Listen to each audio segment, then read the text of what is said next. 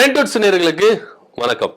ஐயா ஓபிஎஸ் அவர்கள் திமுகவில் இணைஞ்சிட்டார். திமுகவில் இணைஞ்சது அவருக்கு பல வரவேற்புகள் கிடைத்தாலும் எதிர்ப்பும் கிளம்பி இருக்கிறத நம்ம இங்க பாக்குறோம். அதிமுகவில் சொல்லவே வேண்டாம், சும்மாவே ஓபிஎஸ் ஐயாவை விமர்சிப்பாங்க.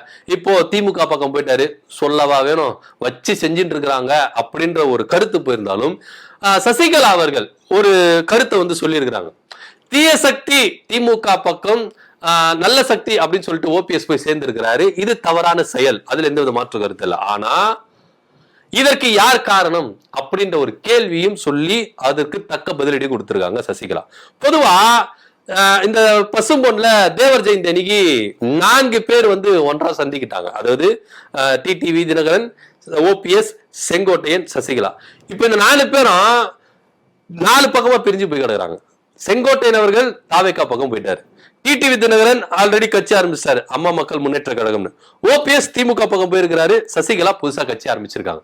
சோ 4 பேரும் 4 விதத்துல என்ன பண்ணாங்க, பிரிஞ்சு போயிருக்காங்க. சோ அப்போ அதிமுக ஒன்றிணைக்கணும் அப்படின்னு சொன்னாங்களே, இவங்க எல்லாம் ஏன் இப்படி இருக்காங்க, ஏன் ஓபிஎஸ் திமுக பக்கம் போயிட்டாரு அப்படின்லாம் கேள்வி கேட்கலாம். நமக்கும் கேள்வி கேட்க தோணும், பொதுமக்களும் அதான் கேள்வி கேட்கிறாங்க. ஆனா ஐயா ஓபிஎஸ் அவர்கள் தெள்ள தெளிவா சொல்லிட்டாரு, கடந்தது கடந்து போச்சு, இப்ப எனக்கு ஒரு புது அத்தியாயம், இதுக்கப்புறம் நான் என்ன செய்ய போறேன் அப்படின்றத பாருங்க அப்படின்னு சொல்லியிருக்காங்க. ஆனா சசிகலா அவர்கள் இதற்கு எல்லாத்துக்கும் முழுக்க முழுக்க காரணம் யாரு அப்படின்னா, தான் தான் அதிமுக அப்படின்னு தான் தோன்றிதனமா இவரே என்ன பண்றாரு நினைச்சுட்டு இருக்காருல ஒருத்தர், அதாவது எடப்பாடி பழனிசாமி சொல்றாங்க. எடப்பாடி பழனிசாமி தான் இதற்கு முழுக்க முழுக்க காரணம் அப்படின்றத அவங்க உறக்க சத்தமா சொல்லியிருக்கிறாங்க. உண்மையிலேயே எடப்பாடி பழனிசாமி காரணமா இல்லையா அப்படின்றத கொஞ்சம் டீட்டெயிலா பார்ப்போம். ஏன்னா ஓபிஎஸ் அவர்கள் அதிமுக ஜெயலலிதா இறப்புக்கு பிறகு அவர் என்ன பண்றாரு, தனித்து விடப்படுறாரு. தர்ம யுத்தம் ஒண்ணு ஸ்டார்ட் பண்றாரு. தர்ம யுத்தம் ஒண்ணு ஸ்டார்ட் பண்ணி அத்தோட விட்டுறல, அவரு தொடர்ந்து போறாரு. அப்புறம் அதிமுக ஒன்றிணைறாரு. திரும்பவும் இரட்டை தலைமையா ஒற்றை தலைமையா அப்படின்னு வரும்பொழுது ஒற்றை தலைமை தான், அது இபிஎஸ் தான் அப்படின்றத ஊர்ஜிதமா ஒரு சாரார் என்ன பண்றாங்க, முடிவெடுக்கிறாங்க. அதன் அடிப்படையில ஓபிஎஸ் அவர்கள் அதிமுக விட்டு வெளியேறாரு. அசிங்கப்பட்டு, வேதனைப்பட்டு, கவலைப்பட்டு, எல்லா பட்டும் என்ன பண்றாரு, வெளியேறாரு.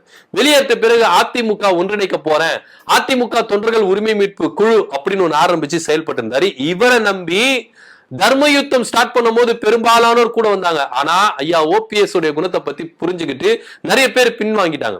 அதுக்கப்புறம் அதிமுக தொண்டர்கள் உரிமை மீட்பு குழுன்னு ஒன்று ஸ்டார்ட் பண்ணி திரும்பவும் எல்லாருமே என்ன பண்ணாங்க, ஒன்றிணைஞ்சாங்க.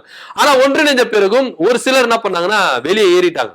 இதுக்கப்புறம் ஐயா ஓபிஎஸ் அத்தியாயம் அவ்வளவுதான்பா அப்படின்னு சொல்லிட்டு எல்லாருமே வெளியேறிட்டாங்க. குறிப்பா பன்ருட்டி ராமச்சந்திரன் ஓபிஎஸ் டீம்ல இருந்து பிரிஞ்சு என்ன பண்ணாரு, ஓபிஎஸ் அத்தியாயம் அவ்வளவுதான்பா, இதுக்கப்புறம் இல்ல அப்படின்ற ஒரு பரபரப்பை கிளப்பினாரு. ஆனா எனக்கு எந்தே கிடையாது ஐயா, நான் வரேன், புது அத்தியாயத்தோட வரேன் அப்படின்னு சொல்லிட்டு திமுக பக்கம் போயிருக்காரு. இது ஒரு புறம் இருந்தாலும் இன்னைக்கு ஓபிஎஸ் மேல நிறைய பேர் என்ன பண்றாங்க, அதிருப்தி தெரிவிச்சுட்டு இருக்காங்க. அம்மா ஆன்மாஸ் மன்னிக்காது, அம்மா அவரை எந்த அளவுக்கு உயர்த்தி வச்சிருந்தாங்க, ஆனா இன்னைக்கு திமுக பக்கம் போயிட்டாங்களே அப்படின்னு பல பேர் அதிமுக இருக்கிறவங்க குற்றச்சாட்டுகளை ஏற்படுத்தினாலும் ஐயா ஓபிஎஸ் கூட இருக்கிறவங்க எல்லாருமே வரவேற்று பேசுறாங்க. இவ்வளவு கால தாமதமா ஒரு முடிவு எடுத்துறீங்க, இது முன்னாடியே எடுத்திருக்கலாம், இவ்வளவு கால தாமதம் வேண்டாம் அப்படின்னு சொல்றாங்க. ஆனா ஓபிஎஸ் அவர்கள் அதிமுக விட்டு வெளியே ஏறின பிறகு பல இன்னல்களை சந்திச்சாரு. இவரை நம்பி வந்தவங்க எல்லாருமே இவர் கூட இல்ல. வைத்தியலிங்கம், மனோஜ் பாண்டியன், சுப்புரத்னம், அதாவது ஓபிஎஸ் டீம்ல இருக்கிறவங்களே அதிமுக பக்கம் போயிட்டாங்க. பொதுவா அதிமுக அப்படின்ற ஒரு கட்சி இப்போ இயங்கிட்டு இருக்கா இல்லையா அப்படின்ற ஒரு கேள்வி எல்லார் மத்தியிலும் போயிருந்தாலும் அதிமுகவுக்கு எதிர்காலம் இல்லை அப்படின்ற ஒரு புது குண்டையும் ஐயா ஓபிஎஸ் அவர்கள் தூக்கி போட்டதை நம்ம பார்த்தோம். இதை தவிர்த்துட்டு ஏன் எல்லாரும் திமுக பக்கமே இணைறாங்க, நான் திமுகவுக்கு எதிர் சக்தி தானே, அதிமுக எதிர்க்க வேண்டிய ஒரு இடத்துல நான் இருந்து எதிர்க்கிறேன் அப்படின்னு சொல்லிட்டு விஜய் அவர்கள் ஓயாம என்ன பண்றாரு, கூவிக்கிட்டே இருக்காரு. ஆனா யாருமே ஒரு சட்டம் பண்ற மாதிரி இல்ல. இங்க அதிமுகவுக்கு மாற்று திமுக தான்யா, தமிழ்நாட்டு அடுத்த கட்ட லெவலுக்கு எடுத்துட்டு போறதே திமுக தான், நான் எதுக்கு தாவேகா பக்கம் போகணும் அப்படின்னு சொல்லிட்டு ஒரு சாரா சொல்றாங்க. என்னதான் செங்கோட்டையன் அந்த பக்கம் இருந்தாலும் அவருக்கு உரிய அங்கீகாரம் இல்ல. அவரே ஆட்டோமேட்டிக்கா என்ன பண்ணுவாரு, நாளை பின்ன தேர்தல் முடிஞ்சிட்ட பிறகு திமுக பக்கம் தான் வரப்போறாரு, நீங்க எழுதி வச்சுக்கோங்க அப்படின்னு ஒரு சிலர் சொல்லிட்டு இருக்காங்க. அரசியல் சூழ்நிலை இப்படி போயிட்டு இருக்கும் பொழுது ஓபிஎஸ் இன்னைக்கு திமுக பக்கம் போனதுதான் பெரும் பேசும் பொருளா இருக்கு. ஏன்னா போக மாட்டாரு அப்படின்னு தான் எல்லாருமே கணிச்சிருந்தாங்க. ஆனா நிறைய பேர் என்ன பண்ணாங்கன்னா இல்ல போவாரு, 50-50 அப்படின்ற ரேஞ்சில தான் கணிக்கப்பட்டது. ஆனா இன்னைக்கு பதவி சுயத்துக்காக என்ன வேணா செய்வாரு, அதனால போயிட்டாரு அப்படின்னு சொல்லிட்டு டிடிவி தினகரன் கடுமையான விமர்சனங்களை முன்வைத்திருக்கிறார். அவர் பதவிக்காக போனாரோ இல்ல எடப்பாடி பழனிசாமி வீழ்த்துறது போனாரோ அதெல்லாம் அப்பாற்பட்ட விஷயம். ஆனா இருந்தாலும் இன்னைக்கு ஓபிஎஸ் அவர்கள் இந்த மாதிரி ஒரு கசப்பான முடிவு எடுத்திருக்கிறார்னா அதுக்கு முழுக்க முழுக்க காரணம் இபிஎஸ் தான். இபிஎஸ் அவரை திரும்பவும் அதிமுகவில் இணைச்சிருந்தா ஓபிஎஸ் அவர்கள் அந்த பக்கம் போயிருக்க மாட்டாரு அப்படின்றதுதான் நிதர்சனமான உண்மை. ஏன்னா எல்லா விதத்திலையும் எப்படியெல்லாம் முட்டி மோதி பார்க்கணுமோ அந்த விதத்துல ஓபிஎஸ் அவர்கள் அதிமுகவில் இணையறதுக்கு ரொம்பவே ட்ரை பண்ணார். குறிப்பா நிபந்தனையற்ற ஒரு முறையில நான் வரேன், எனக்கு எந்த பதவியும் வேண்டாம், பொறுப்பு வேண்டாம், எதுவுமே வேண்டாம், என் கூட இருக்கிறவங்களுக்கு மட்டும் கொடுத்தா போதும், நான் வரேன் அப்படின்னு சொன்னாரு. ஆனா அவரு இபிஎஸ் அவர்கள் செவி கொடுக்கிறதுக்கு தயாராகவே இல்லை. இன்னும் சொல்ல போனா ஓபிஎஸ் ஆதரவாளர்கள் காலில் கூட விழறேன் அப்படின்னு சொல்லிட்டு ஓபிஎஸ் ஆதரவாளர்கள் சொன்னாங்க. அதுக்கும் செவி கொடுக்கிற மாதிரி இல்ல. பாஜகவும் நம்மளுக்கு ஹெல்ப் பண்ணும் அப்படின்னு சொல்லிட்டு பாஜகவை ரொம்ப நம்பி நின்றாரு. பாஜகவும் அவருக்கு முட்டுக்கட்டை போட்டாங்க. சோ பாஜக பக்கம் என்டிஏ கூட்டணிக்குள்ள போக முடியாது, அதிமுக கூட போக முடியாது. இப்படி நடுநிலையில ஒரு தடுமாற்றத்தில் இருக்கும் பொழுதுதான் திமுக தான் நம்மளுக்கு சரியான ஒரு தேர்வு அப்படின்னு நினைச்சு சட்டசபை முடிகிற நாளில ரொம்ப தெல்ல தெளிவா ஒரு முடிவு எடுத்தாரு. தை பிறந்தால் வழி பிறக்கும் நான் சொன்னேன், வழி பிறந்துருச்சு.